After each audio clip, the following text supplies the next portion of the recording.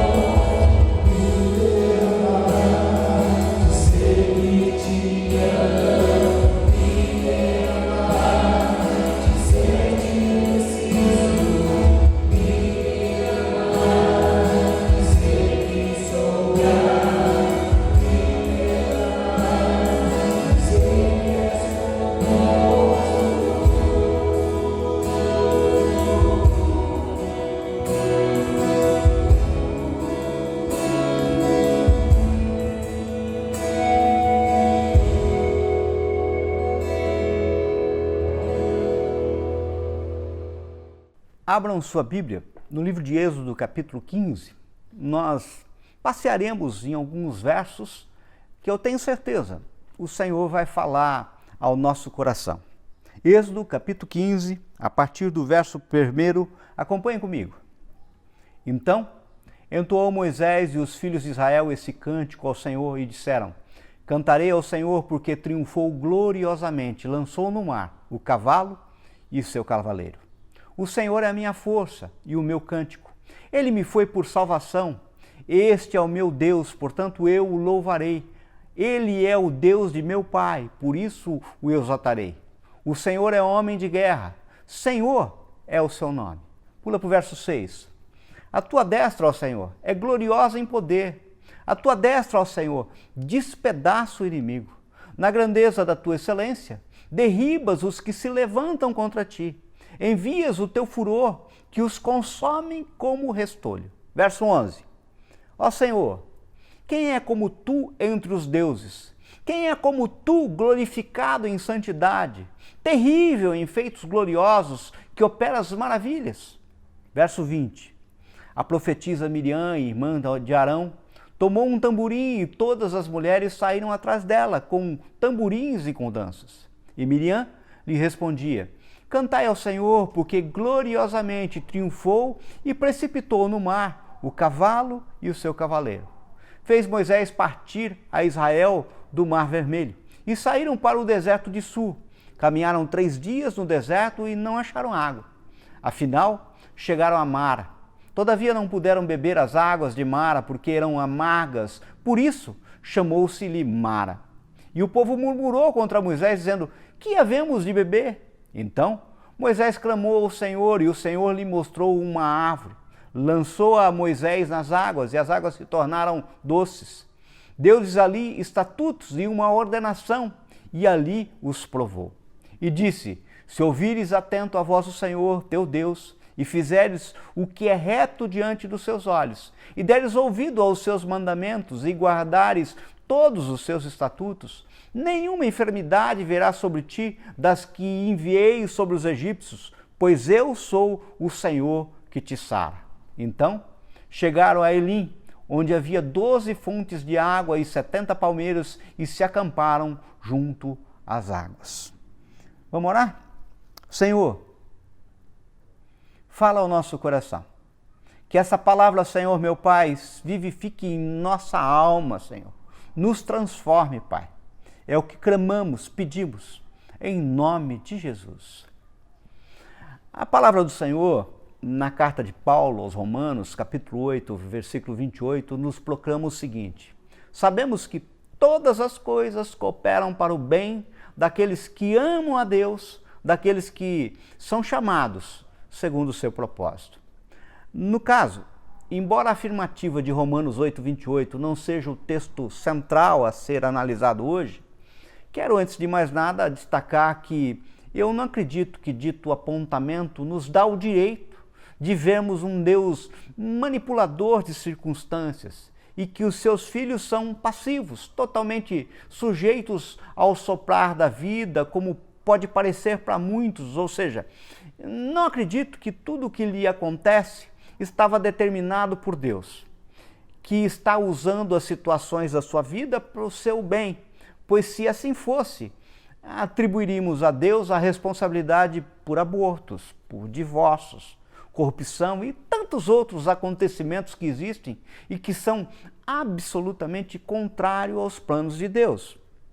Ou seja, esvaziaríamos o homem de responsabilidade por seus atos e não entenderíamos a existência da vontade permissiva do Senhor como uma ação misericordiosa e longânima. Notem, só para que vocês entendam bem aquilo que estou falando, na Nova Versão Internacional, traz em sua nota de rodapé uma outra possibilidade de tradução para o verso 8:28 de Romanos, que no caso pode parecer mais coerente. Diz assim, Sabemos que em todas as coisas Deus coopera juntamente com aqueles que o amam, dos que foram chamados de acordo com o seu propósito, para trazer à existência o que é bom. No caso, se entendermos que em todas as coisas Deus coopera juntamente com aqueles que o amam para trazer à existência o que é bom, não temos como confundir Deus com um manipulador de circunstâncias, mas sim como alguém presente em toda e qualquer situação da vida para trazer vida que vale a pena ser vivida, que é a vida eterna.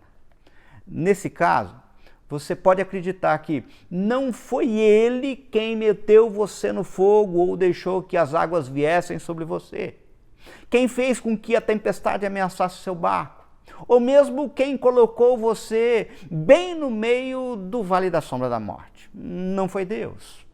Ou seja, entendam, queridos, nem todas as circunstâncias de sua vida tiveram origem em Deus. Ele não é a causa de tudo o que acontece com você.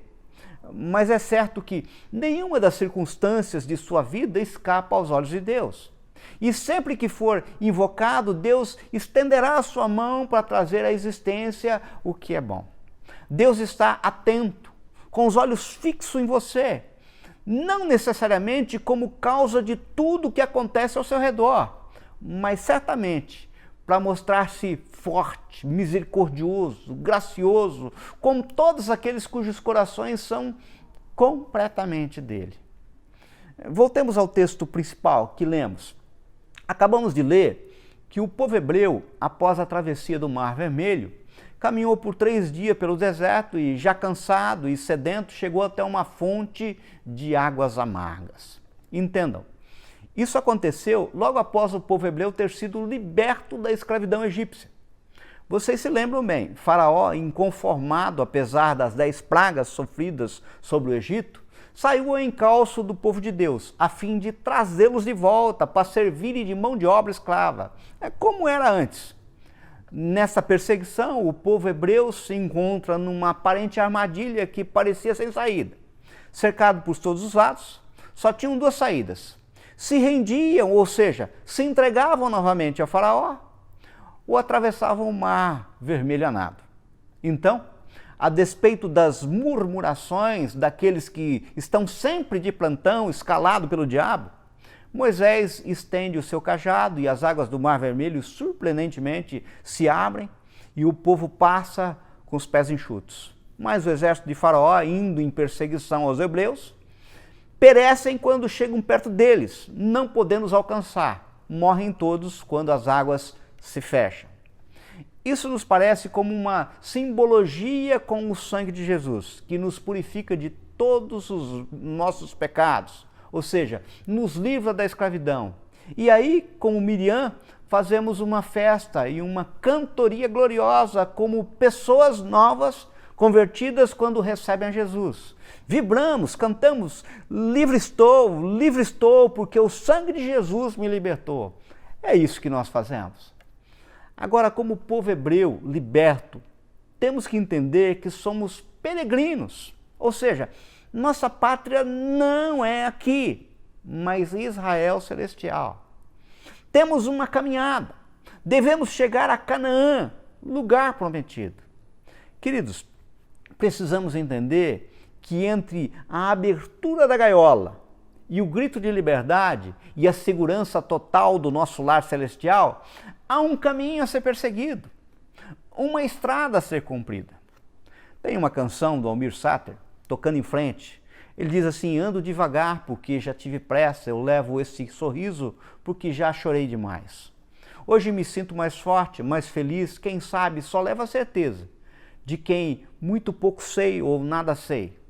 A certa altura, o cancioneiro diz: penso que cumprir a vida seja simplesmente compreender a marcha e ir tocando em frente. Ou seja, na realidade, eu queria que nós meditássemos hoje sobre esse caminho, essa estrada, compreensão da marcha, como diz a letra da canção do Almir, sobre o percurso, o tempo entre o dia em que você proclamou o Senhor Jesus como único e suficiente Senhor e Salvador da sua vida. Quem não fez essa proclamação ainda é escravo. E o dia, o momento em que os portões do céu se abrirão e você poderá dizer: ufa, cheguei. Combati um bom combate, completei a carreira, guardei a fé, como está lá em 2 Timóteo 4,7. Vejam, do mesmo modo que a sua história não terminou no dia em que você proclamou o Senhor Jesus como o Senhor da sua vida, a história do povo hebreu não termina na travessia do Mar Vermelho. O verso 22 diz: fez Moisés partir a Israel do Mar Vermelho e saíram para o deserto de Sur e caminharam 3 dias e não acharam água. Ora, sabemos que Deus guiava o seu povo no deserto por uma coluna de fogo à noite e uma nuvem pelo dia, não se apartando do seu povo em nenhum momento.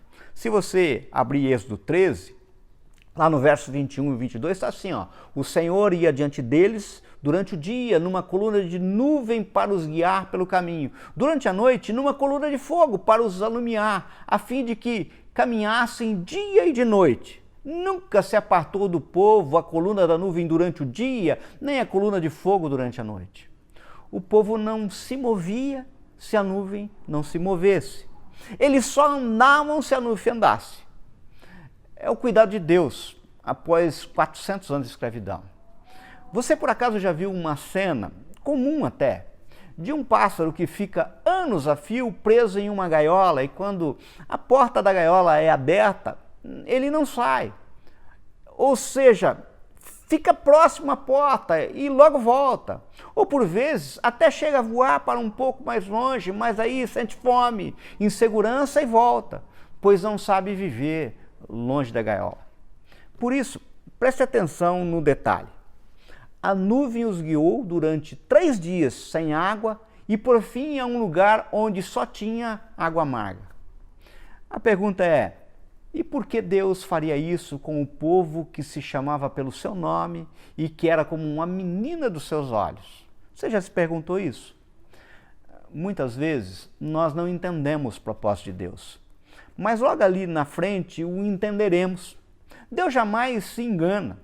Ser guiado pela nuvem de Deus nos traz segurança. Nunca termina mal. Imagine, até parece que Deus tem prazer em ver os seus filhos passarem por situações difíceis. Olhem, essa multidão de cerca de 3 milhões de pessoas, idosos, gestantes, crianças, pessoas doentes e todo tipo de dificuldade para caminhar pelo deserto com essa gente toda, imagina só. Crianças pedindo água e os pais dizendo: só um golezinho, pois não tem mais. Por que Deus os estava guiando por 3 dias pelo deserto sem água? Você já se fez essa pergunta? Ou melhor, por que Deus, por vezes, nos leva por desertos, por caminhos e circunstâncias que não podemos entender?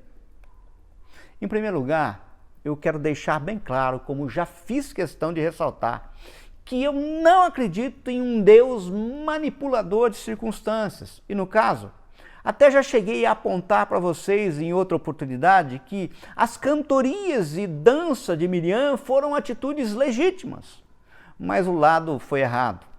Ah, se o povo hebreu tivesse louvado e adorado ao Senhor antes de ver o mar aberto, com certeza seriam teletransportados para Canaã, terra que emana leite e mel, sem desertos, sem águas amargas, sem maiores dificuldades, sem morte. A pergunta é: por que águas amargas? Oportunidade ou punição? O verso 23 que lemos diz assim: afinal chegaram a mar, todavia não puderam beber as águas de Mara porque eram amargas. Por isso, chamou-se-lhe Mara. Entendam, é fato que as águas de Mara existiam, pois apontado na palavra de Deus que é a verdade. No caso, segundo alguns pesquisadores e arqueólogos, tais fontes existem até hoje. Fontes de água salobra. Em 1988, os exploradores Bob Cornuke e Larry Williams encontraram uma fonte de águas amargas próximas ao Mar Vermelho, onde ainda existem várias nascentes de água que são muito amargas. Eram oásis no meio de muita areia quente. No caso, ao ver esse oásis, o povo deve ter dito: glórias a Deus, enfim, água para beber. É coisa de Deus, porque a nuvem parou ou passou bem em cima das fontes. Muitos se abaixaram e provaram a água, e o que aconteceu? Eles cospem a água e dizem: que é isso? É intragável. Dizem: onde nos trouxeste, Moisés? Conforme diz no verso 24. E o povo murmurou contra Moisés, dizendo: o que haveremos de beber? Entendam, queridos, a murmuração não é contra Moisés, mas é contra o próprio Senhor Deus, aquele que apenas 3 dias atrás havia aberto o Mar Vermelho. E diante dessa situação, o que Moisés faz? O verso 25 diz: clamou ao Senhor. E no caso, Deus fez um tremendo milagre. Deus mostra uma árvore e determina a Moisés que o jogue naquela água e ela fica doce. Mas por que tudo isso? Temos aqui 2 probabilidades, 2 maneiras de vermos a situação, mas só uma oportunidade. Primeira, veja, temos um fato. As águas eram amargas, possivelmente com gosto de salobras. Agora podemos perguntar, podia ser bebida? Ou seja, era potável ou não? Notem que em outro texto, que aponta a dificuldade de um povo em relação à água, nos é apontado a expressão águas más e não amargas. 2 Reis, capítulo 2, verso 19 e 22, diz assim: e os homens da cidade disseram a Eliseu: eis que é boa a situação dessa cidade, como o seu senhor vê, porém as águas são más e a terra estéril. E ele disse: trazei-me um prato novo e ponde nele sal. E lhe trouxeram. Então saiu ele ao manancial das águas e deitou o sal nele, e disse: assim diz o Senhor, sararei a essas águas, e não haverá mais nela morte nem esterilidade. Ficaram, pois, são aquelas águas, até o dia de hoje, conforme a palavra que Eliseu tinha falado. Entendam, se as fontes de águas amargas encontradas pelos pesquisadores e arqueólogos são as mesmas relatadas no livro de Êxodo, e apontadas como águas de Mara, como tudo indica inclusive que são, temos um fato importante a ser observado. Haja vista que os cientistas fizeram uma análise daquela água amarga, com gosto salobra, e constataram que ela é 100% potável. Ela é amarga porque está cheia de minerais, que possuem características medicinais. Por exemplo, um dos minerais que lá estão se chama dolomita, que é muito bom para abatimentos cardíacos e principalmente para quem vai fazer longas caminhadas por um terreno como o que o povo hebreu estava viajando. Outro mineral que tem abundância naquela água é o magnésio. Quando estamos com problema de estômago, receita-se o quê? Geralmente leite de magnésio. E tem outros minérios também que foram encontrados. Pelo que vemos, então, mesmo diante da dureza de coração do povo, não uma punição, mas uma providência de Deus, um gesto de amor. Eu vou explicar. O povo hebreu havia sido escravo por 400 anos e beberam das águas poluídas do Nilo e outras fontes, e por consequência sofriam de muitos problemas intestinais e estomacais por terem adquirido muitos parasitas. Agora podemos entender porque Deus os havia deixado com sede durante 3 dias, para que eles bebessem aquelas águas, mesmo que fossem amargas, pois era para curá-los dos parasitas e doenças que haviam adquirido do Egito. Queridos, por vezes Deus tem que nos dar águas amargas para nos curar de parasitas adquiridos nesse Egito de nossa época. Deus provocara sede em seu povo por isso. Deus queria que o seu povo humildemente dissessem assim: a nuvem parou aqui, as águas são amargas, mas não importa. Vamos beber porque certamente esta é a vontade de Deus para a nossa vida. Ou seja, vemos aqui que mais uma vez o povo, com sua murmuração, perdeu mais uma oportunidade de ser teletransportado para a terra prometida. Ou seja, existe uma verdade única. Deus nos ama e sabe o que faz. Vejam o versículo 26 que diz: nenhuma enfermidade virá sobre ti das que enviei sobre os egípcios. Viram o que Deus havia preparado para o seu povo? Cura! Mas quem disse que eles quiseram alegremente tomar das águas amargas? Correram, colocaram a boca, os primeiros goles de água e cuspiram. vomitaram e depois murmuraram contra Moisés, o servo de Deus, ou seja, murmuraram contra o próprio Senhor. É isso que a gente vê no verso 24. Para eles, é sempre o líder que está errado. Mas Moisés não era culpado de nada, pois a nuvem é que tinha parado lá. Foi Deus quem os tinha levado para lá. Deus os estava provando com o bem, porque Ele não nos prova com o mal. Precisamos conhecer o caráter do nosso Deus. Isso é muito importante. O que estava acontecendo com o povo de Israel não era um ataque do maligno, mas era uma provação benéfica, vindo de Deus para curá-los, para tratá-los.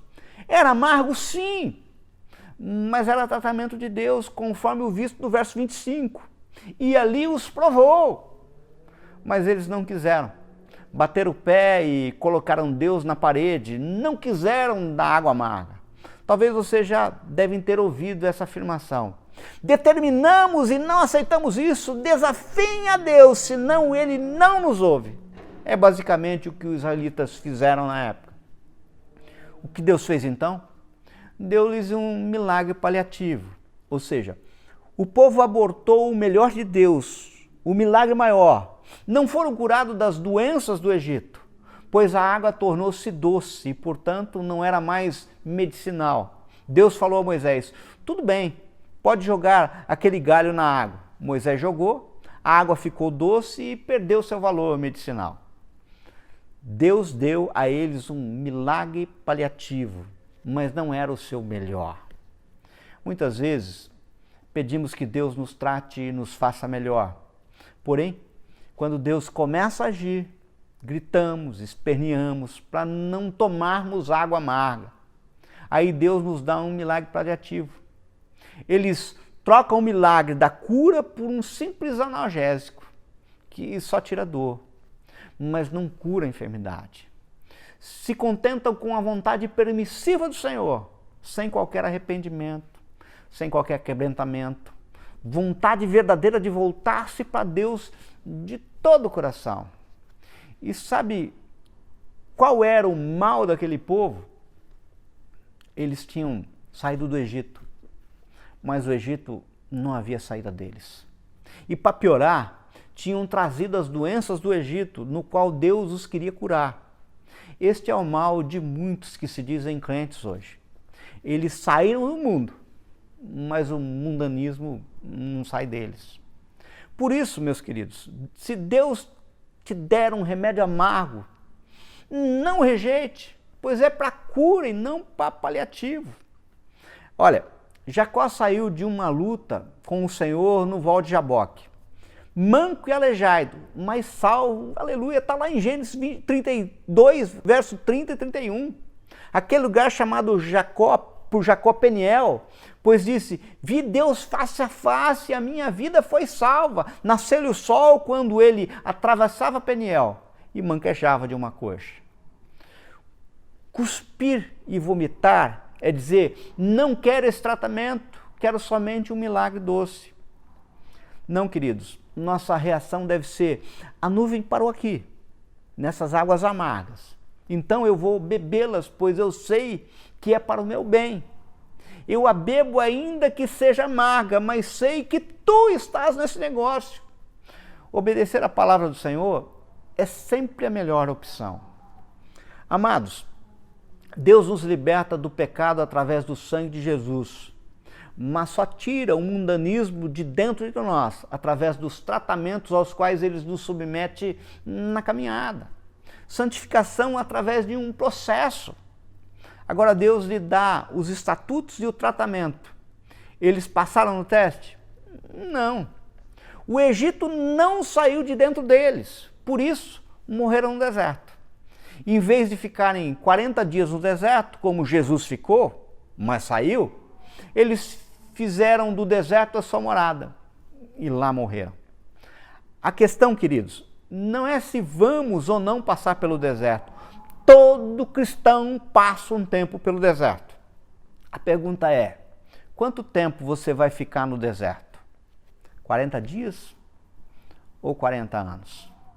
O plano de Deus é só alguns dias, Mas quando a pessoa fica cuspindo fora o tratamento de Deus, não se quebrantam, não recebem com alegria as correções que o Espírito Santo está trazendo. A pessoa fica abortando a graça de Deus e fica vivendo de milagres alternativos.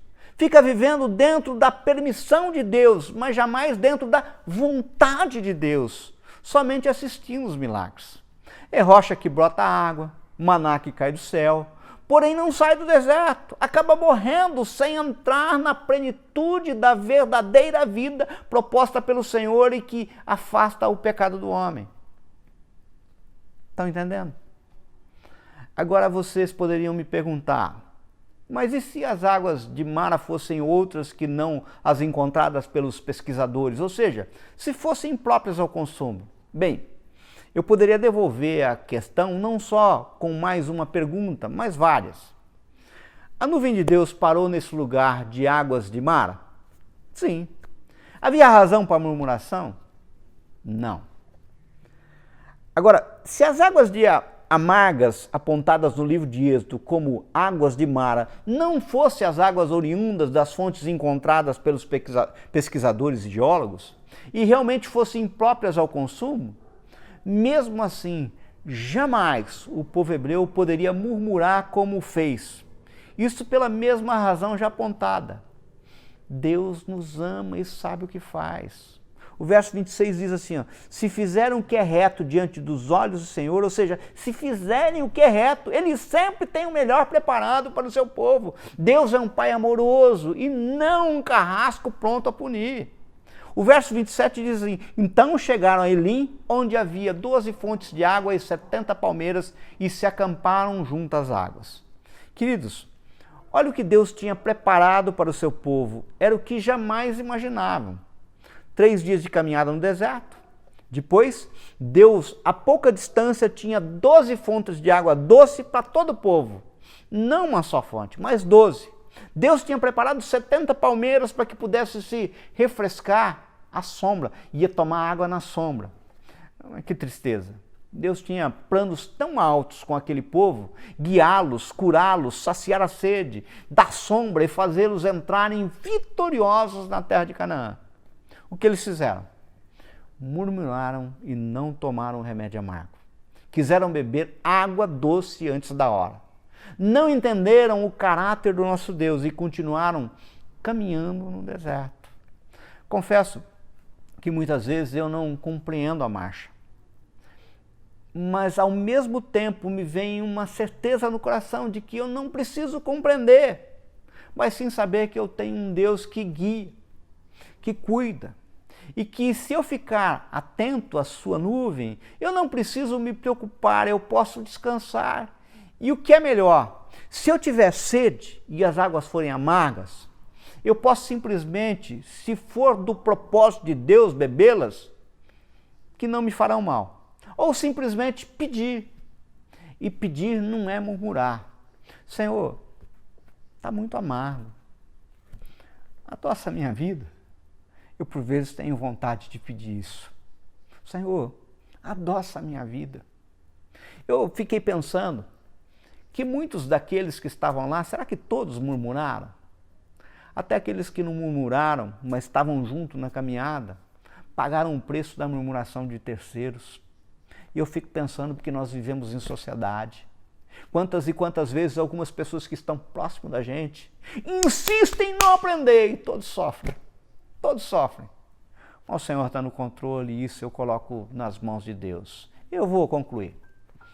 O deserto não é a nossa morada, mas muitos morrem nele, porque não querem tomar das águas amargas. Ou por vezes, ao invés de louvarem, adorarem diante das águas amargas, buscando entenderem os planos do Senhor, os seus propósitos, afinal, em todas as coisas, Deus coopera juntamente com aqueles que o amam, dos que foram chamados de acordo com o seu propósito, para fazer a existência o que é bom. As pessoas esquecem isso e simplesmente murmuram, pelo que os males do Egito nunca irão sair deles. E por isso, acabarão morrendo no deserto e lá serão enterrados. Por isso eu te pergunto, você está diante de águas amargas? É isso?